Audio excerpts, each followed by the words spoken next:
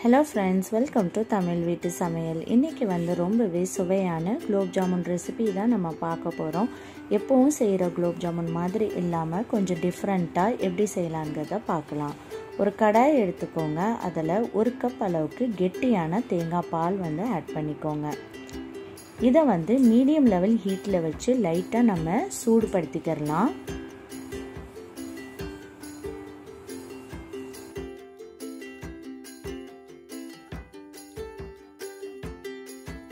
இப்போ இதில் 3 டீஸ்பூன் அளவுக்கு தேங்காய் சேர்த்துக்கோங்க. இந்த தேங்காய் எப்படி எடுக்கணும்னா கெட்டியான தேங்காய் பால் எடுக்கிறதுக்கு நம்ம வடிகட்டுவோம்ல, அதில் இருந்து 3 டீஸ்பூன் தேங்காயை வந்து சேர்த்துக்கோங்க. சேர்த்துட்டு இதை நல்லா வந்து மிக்ஸ் பண்ணி விட்டுருங்க. இது கூட வாசனைக்கு நம்ம ஏலக்காய் தூள் வந்து ஆட் பண்ணிக்கலாம். லைட்டாக ஒரு கொதி வர்ற வரைக்கும் நம்ம குக் பண்ணணும். இந்த மாதிரி கொதிச்சு வந்ததுக்கப்புறம் இதில் 1/2 கப் அளவுக்கு மைதா மாவு சேர்த்துக்கோங்க. மைதா மாவு சேர்க்க பிடிக்கலைன்னா நீங்கள் கோதுமை மாவு கூட ஆட் பண்ணிக்கலாம். சேர்த்துட்டு கைவிடாமல் இந்த மாதிரி கிண்டி விட்டுட்டே இருங்க. இது பார்த்திங்கன்னா கொஞ்சம் நேரத்திலேயே இது கெட்டியாயிடும்.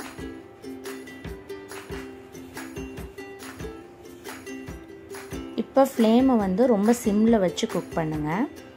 ஸோ இந்த அளவுக்கு நல்லா கெட்டி ஆனதுக்கப்புறம் இதில் வந்து நம்ம நெய் சேர்த்துக்கலாம். 2 டீஸ்பூன் அளவுக்கு நெய் ஆட் பண்ணிக்கோங்க. நெய் சேர்த்துட்டு நல்லா இந்த மாதிரி கிளறி விட்டுக்கோங்க.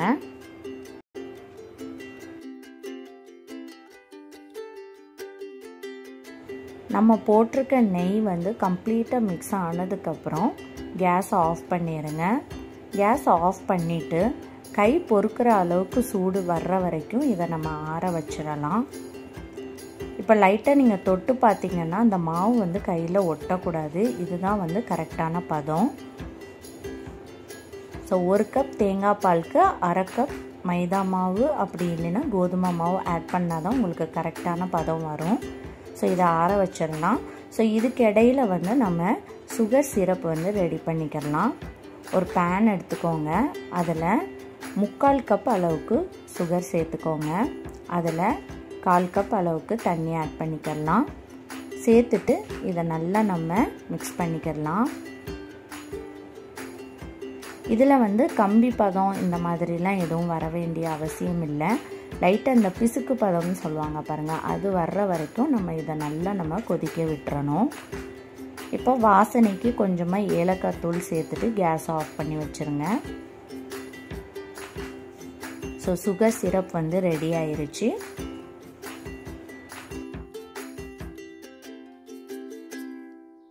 இப்போ மாவும் பார்த்திங்கன்னா நல்லா கை பொறுக்கிற அளவுக்கு சூடு வந்துருச்சு.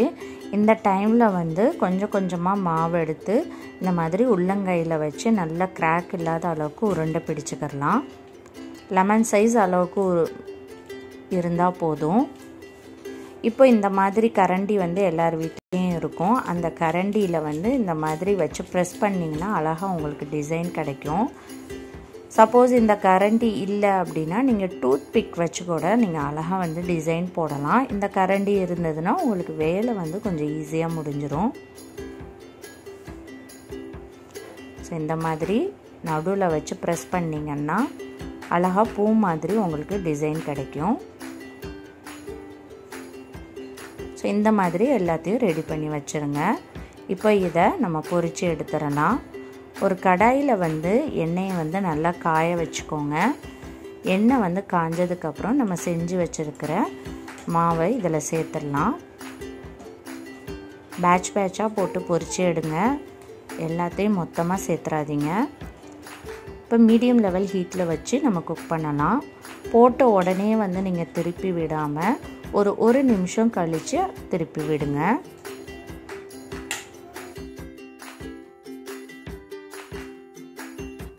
இடையில வந்து இந்த மாதிரி திருப்பி விட்டு நல்லா குக் பண்ணிக்கோங்க. நல்லா கோல்டன் ப்ரௌன் ஆற வரைக்கும் குக் பண்ணுங்கள். ஸோ இந்த அளவுக்கு நல்ல கலர் வந்ததுக்கப்புறம் இதை நம்ம எடுத்துடலாம். இந்த கலர் வர்றதுக்கு மேக்ஸிமம் பார்த்திங்கன்னா 5 நிமிஷமாவது தான் ஆகும். ஸோ இதே மாதிரி எல்லாத்தையும் போட்டு நம்ம பொரித்து எடுத்துடலாம். ஸோ பொரித்தது எல்லாமே ரெடி ஆயிடுச்சு.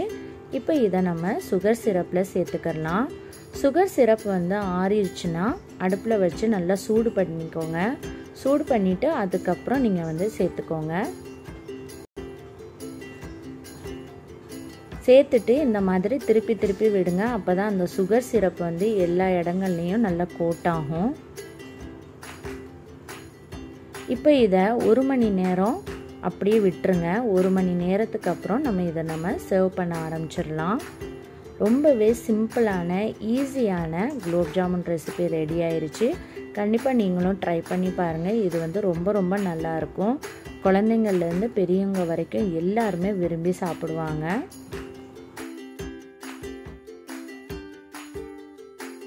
ஒரு மணி நேரத்துக்கு அப்புறம் இந்த மாதிரி நம்ம சர்வ் பண்ண ஆரம்பிச்சிடலாம்.